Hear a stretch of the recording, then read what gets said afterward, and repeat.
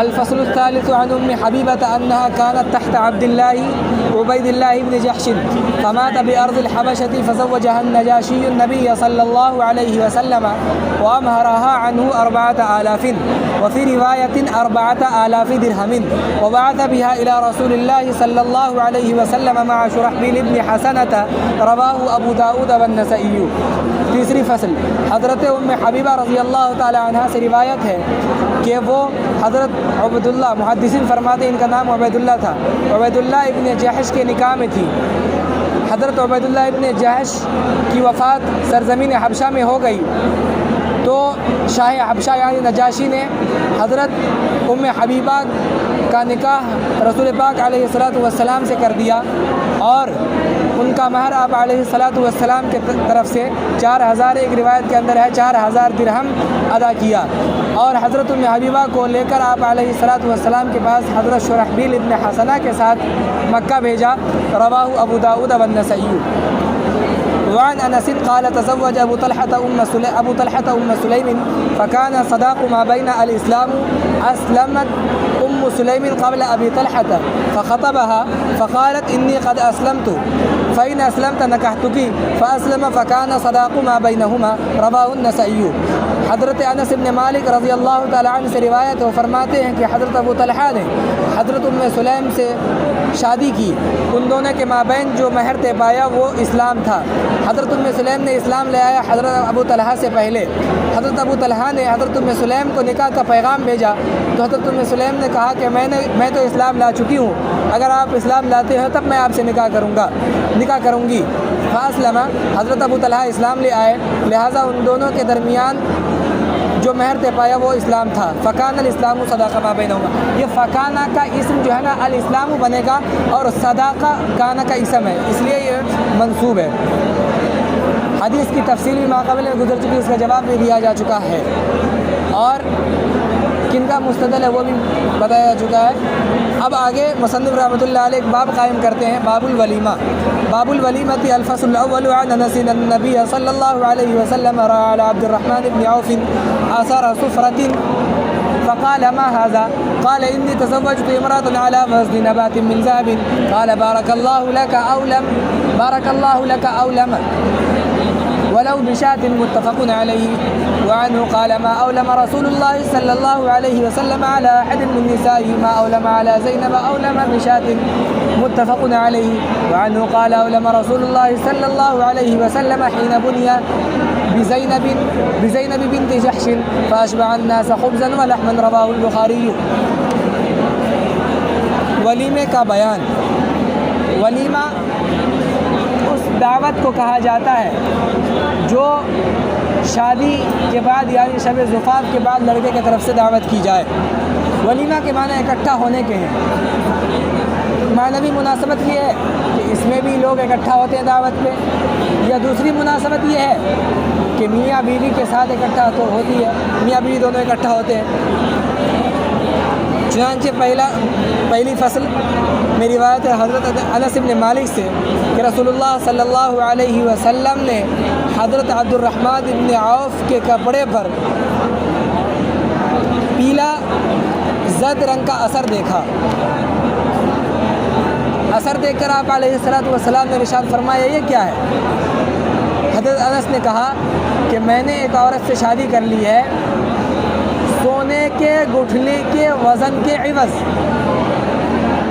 قال، آپ علیہ السلام نے ارشاد فرمایا اللہ آپ کی شادی میں برکت دے. یہ اولم نہیں اولم ہے. اولم ولیمہ کرو اگرچہ وہ ایک ہی بکری کا ہو. غلط میں نے عبارت پڑھ دی تھی. اولم یہ امر کا صیغہ. اولم ولیمہ کرو اگرچہ وہ ایک ہی بکری کا ہو. حضرات ظاہریہ یہ فرماتے ہیں کہ ولیمہ واجب ہے. حضرت حسن بصری اس طرح سے دیگر چند فقہاء کرام سے یہ منقول ہے کہ وہ ولیمہ کو واجب قرار دیتے ہیں. لیکن حنفیہ کا مذہب یہ ہے کہ ولیمہ مسنون ہے اور ولیمہ کے اندر کوئی ضروری نہیں ہے کہ اس کے اندر گوشت ہی کھلایا جائے. اس حدیث کا جواب آگے آئے گا کہ آپ علیہ السلام نے جو بکری ولیمہ میں کی. حضرت انس سے ہی مروی ہے کہ رسول اللہ صلی اللہ علیہ وسلم نے اپنی ازواج مطہرات میں سے کسی کا ولیمہ نہیں کیا جس طرح سے حضرت زینب کا ولیمہ کیا۔ آپ علیہ الصلوۃ والسلام نے لوگوں کو یہ کہا اولم بشاتن، حضرت زینب کا جو ولیمہ ہوا وہ ایک بکری سے ولیمہ ہوا تھا، یعنی ان کے ولیمے میں ایک بکری کھلایا گیا تھا کاٹ کے، متفق علیہ۔ حضرت انس سے ہی مروی ہے، وہ فرماتے ہیں کہ رسول اللہ صلی اللہ علیہ وسلم نے ولیمہ کیا حضرت زینب بنت جحش کا جس وقت ان کا شب زفاف ہوا، تو آپ علیہ الصلوۃ والسلام نے لوگوں کو پیٹ بھر کر روٹی اور گوشت کھلائی، رواہ البخاری۔ حضرت زید بھی آ کر شکایت کرتے، ان کے مزاج کی سختی کی، بات نہ ماننے کی۔ حضرت زید بن حارثہ بھی شکایت کرتے، اللہ کے نبی ان کو تسلی دیتے، نباہ کرنے کا مشورہ دیتے، لیکن پھر بات اس پر آ گئی کہ وہ علیحدگی پر تیار ہو گئے کہ یہ اپنی نباہ ہو سکتا۔ تو حضرت زید بن حارثہ رضی اللہ تعالیٰ عنہ نے ان کو طلاق دی۔ طلاق کے کچھ عرصے کے بعد پھر اللہ کے نبی علیہ السلام نے ان سے نکاح کیا۔ سن 5 ہجری میں ان سے نکاح ہوا اللہ کے نبی کا، حضرت زینب سے۔ اور جب حضرت زینب سے نکاح ہوا تھا تو اس وقت منافقین نے یہ طعنہ دیا تھا کہ محمد نے اپنے بیٹے کی بیوی سے نکاح کر لیا۔ اس پر آیت قرآنیہ نازل ہوئی تھی، ما کان محمد ابا احد من رجالکم، کہ یہ زید ان کے کوئی سگے بیٹے نہیں ہیں، اور محمد صلی اللہ علیہ وسلم تم میں سے کسی مرد کے باپ نہیں ہیں۔ لفظ رجال لایا گیا جو رجل کی جمع ہے، رجل کہا جاتا ہے بالغ آدمی کو۔ اللہ کے نبی علیہ السلام کے جتنے صاحبزادے ہوئے ہیں وہ نابالغی کی حالت میں دنیا سے گئے ہیں، اس لیے قرآن نے لفظ رجل استعمال کیا، رجل بمعنی بالغ مرد۔ تو اللہ کے نبی علیہ السلام نے سن 5 ہجری میں حضرت زینب بنت جحش رضی اللہ تعالیٰ عنہ سے نکاح کیا۔ حضرت زینب کا پہلا نام برہ تھا، برہ بمعنی نیکی۔ تو چونکہ اس معنی کے اندر، اس لفظ کے معنی میں ایک طرح سے اپنے لیے تعریف پائی جاتی ہے، اللہ کے نبی علیہ السلام نے حضرت زینب کا نام بدل دیا تھا، برہ سے بدل کر زینب کر دیا تھا اللہ کے نبی علیہ السلام نے۔ حضرت عائشہ رضی اللہ تعالیٰ عنہ ان کے بارے میں بڑے تعریفی کلمات فرمایا کرتی، حضرت زینب بنت جحش رضی اللہ تعالیٰ عنہ کے بارے میں فرماتی تھی کہ میں نے ان سے بہتر کسی عورت کو نہیں دیکھا جس کے اندر ان سے زیادہ خیر پائی جائے، سچی بات کہنے والی، خوب خرچ کرنے والی، صلہ رحمی کرنے والی۔ حضرت عائشہ ان کے بارے میں بڑی تعریفی کلمات فرمایا کرتی۔ ان کا انتقال بعض حضرات نے لکھا ہے سن 20 ہجری میں ہوا، اور بعض نے لکھا ہے سن 21 ہجری میں ہوا۔ ازواج مطہرات میں اللہ کے نبی کے وصال کے بعد سب سے پہلے انہی کا انتقال ہوا۔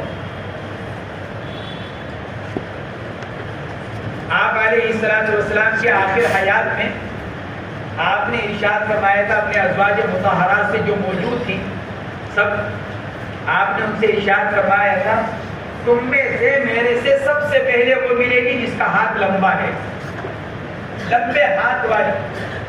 سب سے پہلے کون ملے گی مجھ سے؟ لمبے ہاتھ والی۔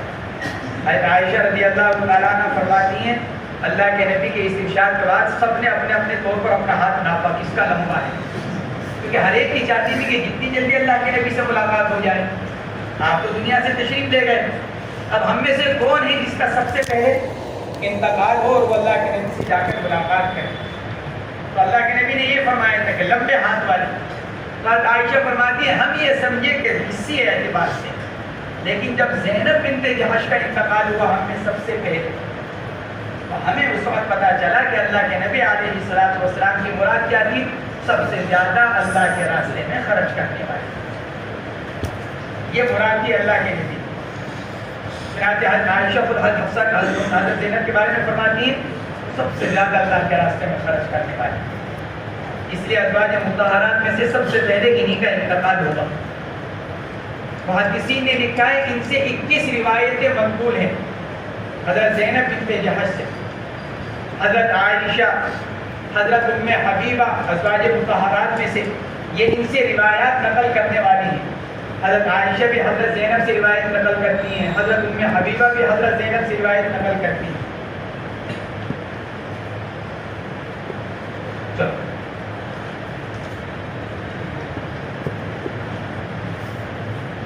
قال إن رسول الله صلى الله عليه وسلم أعتق صفية وتزوجها وجعل عتقها صداقها وأولم عليها بالحنث متفق عليه.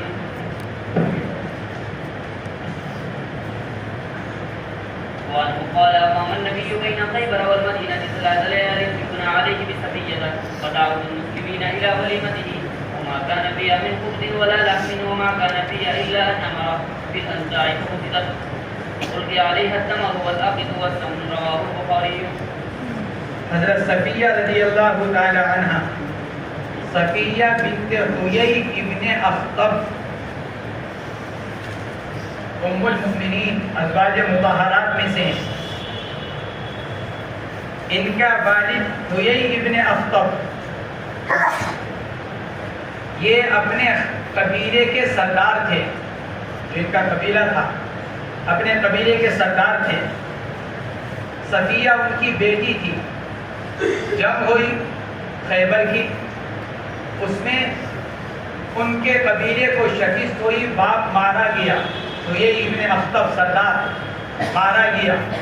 حضرت صفیہ رضی اللہ تعالی عنہ شادی شدہ تھی اور ان کا شوہر کا نام تھا کنانہ، وہ بھی سردار تھا،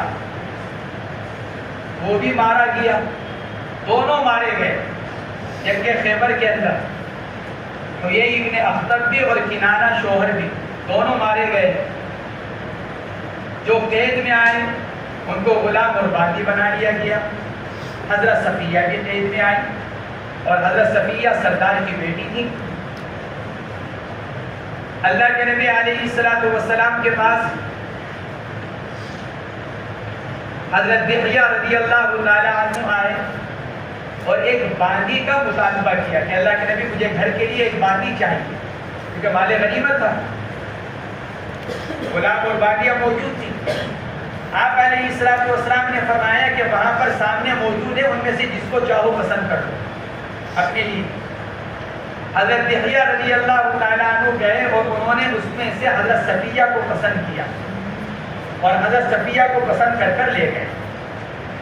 جب انہوں نے حضرت صفیہ کو پسند کر لیا اور لے گئے تو صحابہ کرام نے اللہ کے نبی علیہ الصلوۃ والسلام سے آ کر عرض کیا، یا رسول اللہ دحیہ صفیہ کو لے گئے، صفیہ سردار کی بیٹی ہے اور سردار کی بیوی ہے، ایک سردار کی بیٹی اور دوسرے سردار کی بیوی، لہذا وہ آپ کے لائق ہیں، اس کے کہ کسی ایک کو کسی کو دیا جائے، بہتر یہ ہے کہ صفیہ کو آپ اپنی ملکیت میں لیں، کیونکہ وہ ایک قبیلے کے سردار کی بیٹی اور قبیلے کے سردار کی بیوی تھی، لہذا آپ اس کو لیں۔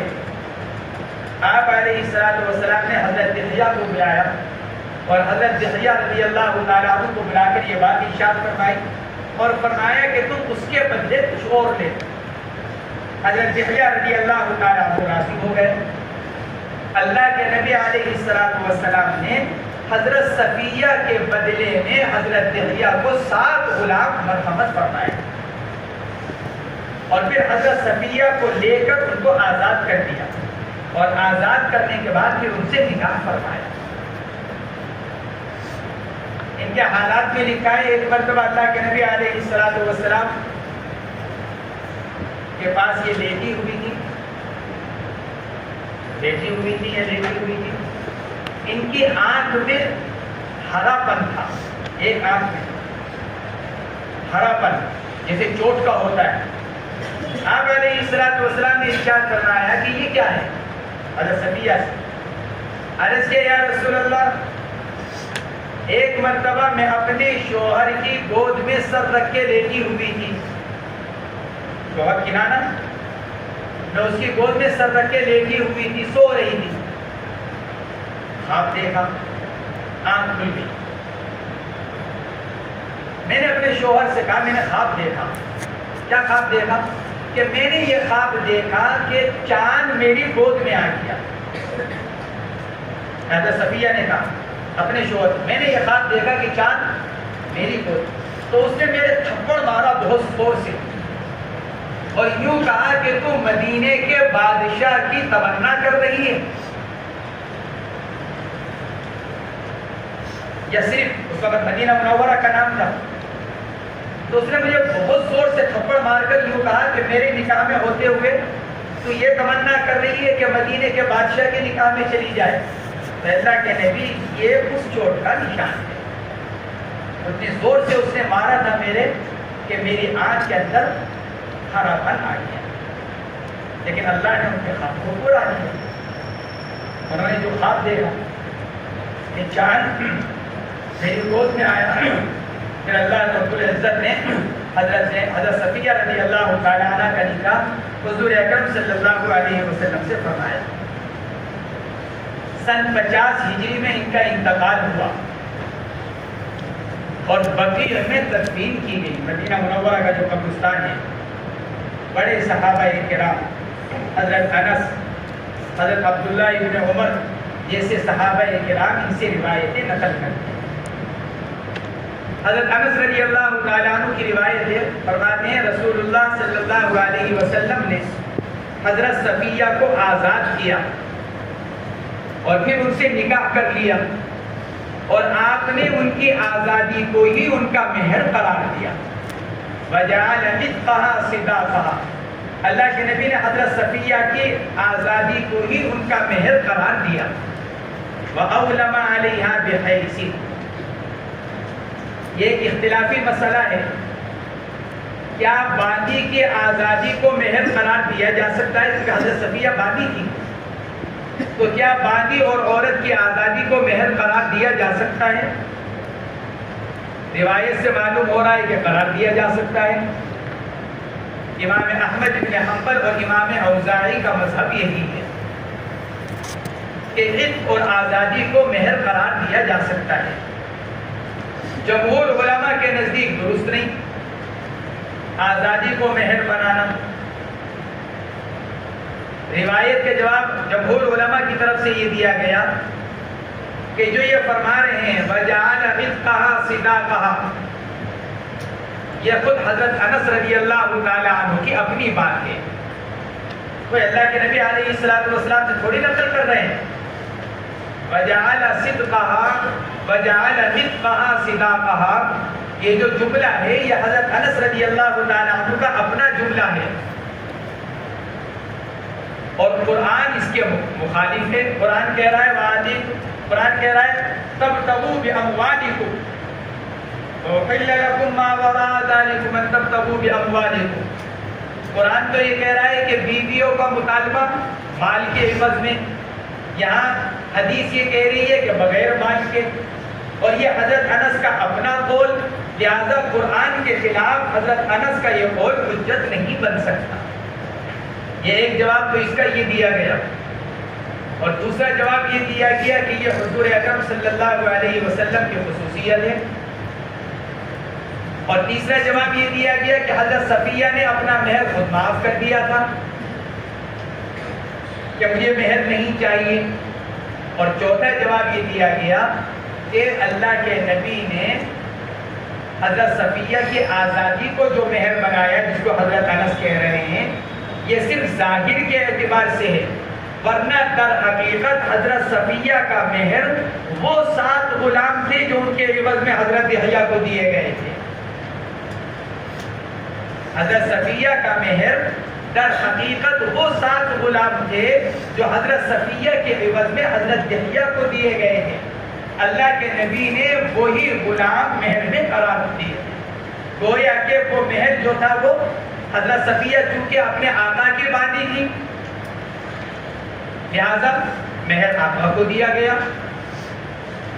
حضرت صفیہ کی آزادی مہر نہیں بنی، بلکہ حضرت صفیہ کے عوض میں حضرت دحیہ کلبی رضی اللہ تعالیٰ عنہ کو جو 7 غلام دیے گئے تھے اس کو مہر قرار دیا گیا.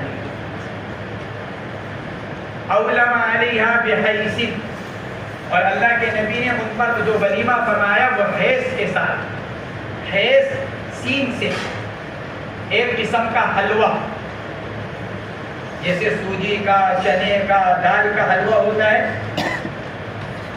عربوں میں مختلف چیزوں سے حلوے بنائے جاتے تھے. حیث حلوہ کھجور، گھی اور پنیر، ان تینوں کو ملا کر بنایا جاتا تھا. کھجور کی گٹھلیاں نکال دی جاتی تھی، کھجور، گھی اور پنیر ملا کر پھر حلوہ بنایا جاتا تھا.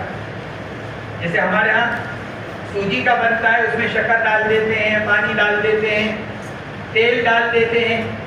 اسی طرح عربوں کے ہاں یہ حلوہ بنتا تھا، گھی، کھجور اور پنیر وغیرہ ملا کر. تو اللہ کے نبی علیہ السلام نے حضرت صفیہ رضی اللہ تعالیٰ عنہا کے ولیمے میں حضرات صحابہ کرام کو حلوہ کھلایا. اگر آج کے زمانے میں کوئی حلوہ کھلا دے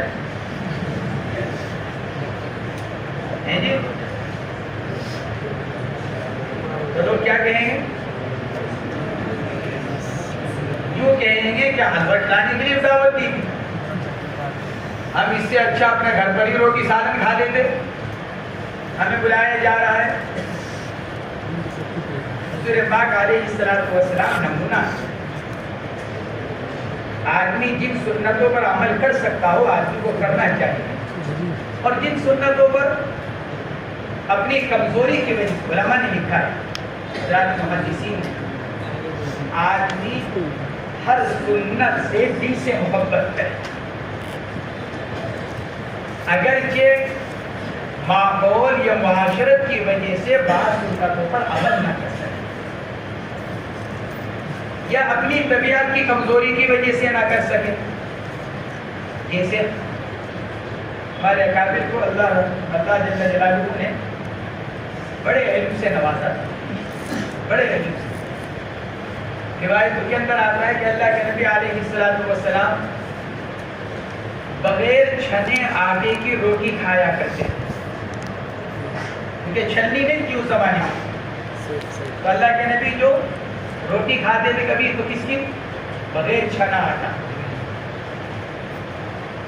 تو ایک صاحب نے سوچا کہ اللہ کے نبی علیہ السلام کی سنت پر عمل کرنا چاہیے، بغیر چھنے آٹے کی روٹی کھانی چاہیے.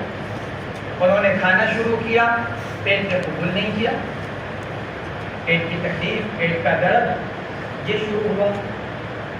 جا کر شکایت کی ہمارے اکابر میں سے، یا تو حضرت تھانوی رحمۃ اللہ علیہ یا اور ان کے اوپر شکایت کی. حدیث پاک کے اندر تو آتا ہے کہ اللہ کے نبی علیہ السلام بغیر چھنے آٹے کی روٹی کھایا کرتے، برابر فرماتے تھے. میں کھا رہا ہوں تو پیٹ میں درد ہو رہا ہے. تو جواب میں ارشاد فرمایا اپنے آپ کو اللہ کے نبی پر قیاس نہیں کرنا چاہیے. نبی اللہ کے نبی تھے. بغیر چھنے آٹے کی روٹی انسانی جسم قبول نہیں کر سکتا آج کے زمانے میں. لہذا آدمی اس کا اعتقاد رکھے، دل سے محبت رکھے، کبھی موقع آ جائے تو کھا لے، لیکن اس کی عادت نہ بنائے، کیونکہ طبیعت کی کمزوری اور جسم کی کمزوری کی وجہ سے جسم اس کو قبول نہیں کرے گا. تو حضور پاک علیہ السلام کی یہ سنتیں آدمی ان کو دل سے محبت کو کرے، لیکن اگر اپنی طبیعت کی کمزوری کی وجہ سے ان پر عمل نہ کر سکے تو کوئی اس کی بات نہیں. آپ نے حضرت زینب، حضرت صفیہ رضی اللہ تعالیٰ عنہ کا ولیمہ فرمایا حیض کے بدلے، حیض کھلا کر. اگلی روایت انس کی ہے، فرماتے ہیں اقام النبی صلی اللہ علیہ وسلم بین خیبر والمدینہ 3 لیال. آپ خیبر اور مدینہ منورہ کے درمیان آپ نے 3 دن قیام فرمایا. وہیں پر شب زفاف بھی ہوئی. حضرت صفیہ رضی اللہ تعالیٰ عنہ کو جب اللہ کے نبی نے حضرت دحیہ کلبی رضی اللہ تعالیٰ عنہ سے لے لیا تو اب صحابہ کرام کے درمیان میں یہ بات ہوئی کہ معلوم نہیں اللہ کے نبی ان کو باندی بنا کر رکھیں گے یا بیوی بنا کر رکھیں گے. کہ حضرت صفیہ بادی تھی. تو صحابہ کرام میں یہ چرچا تھا کہ معلوم نہیں اللہ کے نبی ان کو بادی بنا رہے ہیں کہ اہلیہ محترمہ. صحابہ فرماتے تھے جب اگلا دن ہوا، آج گزر گئی، اگلا دن ہوا اور اللہ کے نبی نے حضرت صفیہ کو پردے میں کر دیا، صحابہ کرام سے پردہ کروا دیا، تو صحابہ فرماتے ہیں اس وقت ہمیں پتہ چلا کہ اللہ کے نبی نے حضرت صفیہ سے نکاح کیا، کیونکہ باندی پردے میں نہیں رہا کرتی، کیونکہ باندی کو تو کام کرنے کی ضرورت پیش آتی ہے، تو باندی کے لیے پردہ پورا نہیں ہے جیسے آزاد عورت کا ہے. صحابہ فرماتے ہیں جب اللہ کے نبی نے حضرت صفیہ کو پردے میں کر دیا اور ہمارے سامنے آنے سے روک دیا، اس وقت ہم کو پتا چلا کہ اللہ کے نبی نے حضرت صفیہ سے نکاح فرمایا. اسی کو فرما رہے بین خیبر والمدینہ ثلاث لیال، 3 راتیں، یبنا علیہ بصفیہ، اور وہیں بنا کی گئی، یعنی وہیں رخصتی کی گئی اسی قیام کے درمیان حضرت صفیہ رضی اللہ تعالی عنہ کی. فدعوت المسلمین الی ولیمتہ، جب آپ علیہ السلام نے شب گزاری فرما لی تو پھر اس کے بعد اللہ کے نبی کے حکم سے میں نے لوگوں کو ولیمے کی دعوت دی. فدعوت المسلمین الی ولیمتہ، دعوت المسلمین بامر النبی صلی اللہ علیہ وسلم. اللہ کے نبی نے مجھ کو فرمایا انس جاؤ لوگوں کو ولیمے کی دعوت دے کر بلا کر لاؤ. چنانچہ فرماتے ہیں فدعوت المسلمین الی ولیمتہ وما کان فیہا من خبز ولا لحم، فرماتے ہیں اس دن ولیمے میں نہ روٹی تھی نہ گوشت تھا. ما کان فیہا الا ان امر بالانطاع، انطاع جمع ہے نطعن کی، نطعن کے معنی آتے ہیں چمڑے کا دسترخوان. آپ نے حکم فرمایا کہ دسترخوان بچھایا جائے، فبسط، دسترخوان کو بچھایا گیا. فَأُلْقِيَ عَلَيْهَا التَّمَرُ وَالْعَقِيقُ وَالسَّمَنُ، پھر کیا کیا گیا؟ دسترخوان پر کھجور، پنیر اور گھی رکھ دیا گیا. صحابہ کرام نے اس کو کھا لیا. اوپر کی تو روایت ہے کہ حیض، تو حیض بھی تو انہی تینوں چیزوں کا بنتا ہے.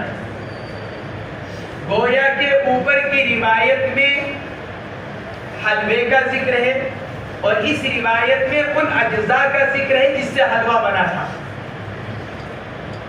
فَأُلْقِيَ عَلَيْهَا التَّمَرُ وَالْعَقِيقُ وَالسَّمَنُ، انہی 3 چیزوں سے وہ حلوہ بنا تھا. تو یہاں پر راوی نے حلوے کے اجزاء کو بیان کر دیا. ایسا حلوہ رکھا گیا جو کس سے بنا ہوا تھا؟ کھجور، گھی اور پنیر سے. ایسا حلوہ لا کر اس پر رکھ دیا گیا. جیسے دعوت ہوتی ہے، دسترخوان بچھتا ہے، میزبان لا کر کھانا رکھتا ہے، جب کوئی ان سے پوچھتا ہے کیا کھلایا، تو آدمی یوں نہیں کہتا کہ سالن تھا، آدمی کیا کہتا ہے؟ بکرا کھلایا، مرغا کھلایا. اس سے پتہ چل گیا کہ سالن. ایسے اس کو فرما دیا گیا اوپر کہ حیض کھلایا. بعض اوقات آدمی جواب میں کہتا ہے ارے بھائی کیا کھلایا؟ بھائی روٹی سالن تھا. سالن کہے گا تھا. اب آدمی اس کی تفصیل بیان کرتا ہے. بریانی اس میں بنی ہوئی تھی، سالن اس میں بنا ہوا تھا، دوسرا سالن اس میں بنا ہوا تھا. اب وہ اجزاء بیان کرتا ہے. تو حضرت انس رضی اللہ تعالیٰ عنہ ایک روایت کے اندر شے کو بیان کر رہے ہیں جو کھلائی گئی، اور دوسری روایت کے اندر اسی شے کے ان اجزاء کو بیان فرما رہے ہیں